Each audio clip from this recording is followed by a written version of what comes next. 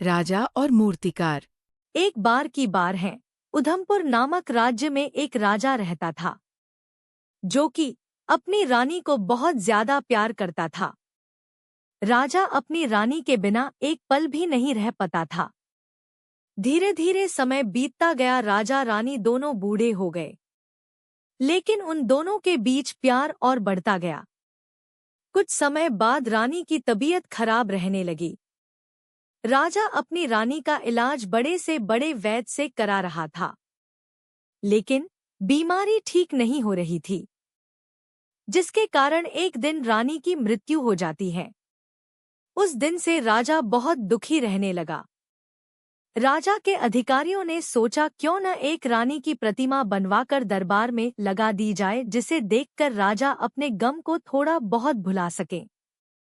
राज्य की सबसे बड़ी नदी के किनारे से एक बड़ा और शानदार पत्थर मंगवाया गया।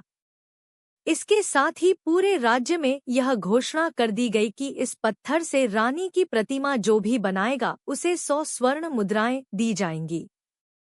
राजा के दरबार में बड़े बड़े मूर्तिकार आए और एक एक करके किसी ने एक बार कोशिश की, किसी ने 2 बार कोशिश की, लेकिन उस पत्थर को कोई काट नहीं सका। उस राज्य के सबसे बड़े मूर्तिकार को बुलाया गया। उसने पत्थर देखा और राजा से कहा, मैं यह प्रतिमा बना दूंगा। मूर्तिकार ने अपने हथौड़े से पत्थर को लगभग 100 बार तोड़ने की कोशिश की, लेकिन वह पत्थर नहीं टूटा। उस मूर्तिकार ने कहा कि इस पत्थर से मूर्ति नहीं बन पाएगी। यह बोलते हुए पत्थर को वापस कर दिया। राज्य के सभी लोग निराश हो गए, क्योंकि वह राज्य का सबसे बड़ा मूर्तिकार था। सभी सोचने लगे कि इस मूर्तिकार से यह मूर्ति नहीं बन पाई तो कोई और नहीं बना सकता।